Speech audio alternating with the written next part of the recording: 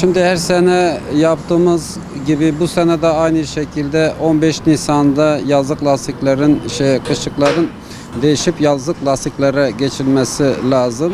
Yazlık lastiklerin önemi şöyle: hava sıcaklığı 7 derecenin üzerine çıktığı vakit yazlık lastiklerle yol yürümek hem arabaya bir performans mukavemet kazandırır, hem de konforlu bir sürüş yapmayı sağlar.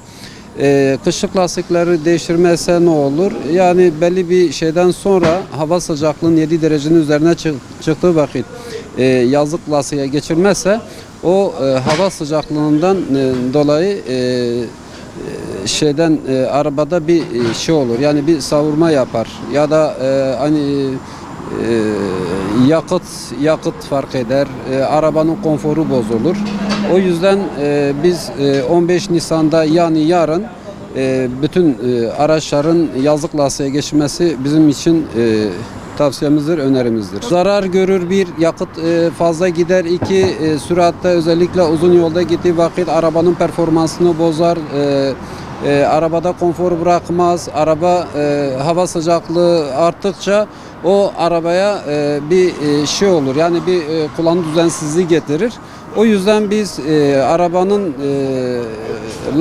kışlık lastiklerin yazlık lastiğe geçmesini öneriyoruz. Kesinlikle, yani her mevsimin bir şeyi vardır, bir uygulaması vardır. Bu sürücülerin bu uygulamasına geçmesi hem araç için önem arz ediyor, hem de yakıt için büyük bir fayda sağlamış oluyor. Yani kışlık lastiklerin kış zamanında nasıl fren tutuş mukavemeti güçlendiriyorsa, yaz lastiğinde aynı şekilde şimdi arabaya bir konfor sağlamış oluyor. Yakıt tasarrufu sağlamış oluyor. Arabaya bir düzen getiriyor, bir konfor getiriyor.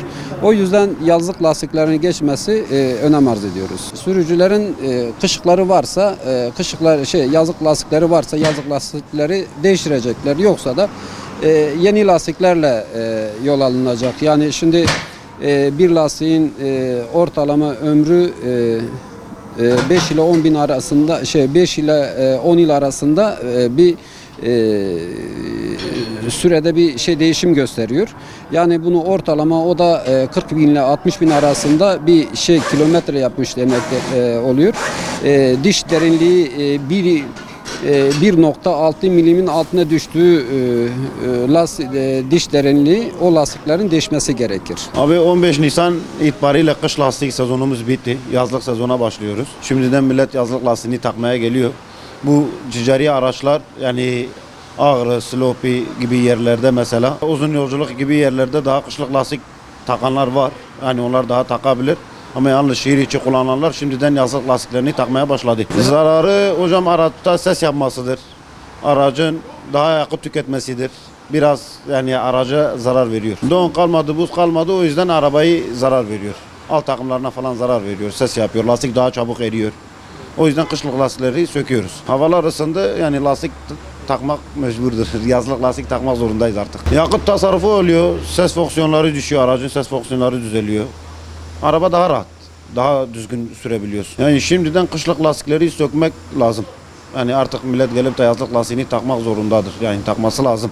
Zorunda değil de takması lazım.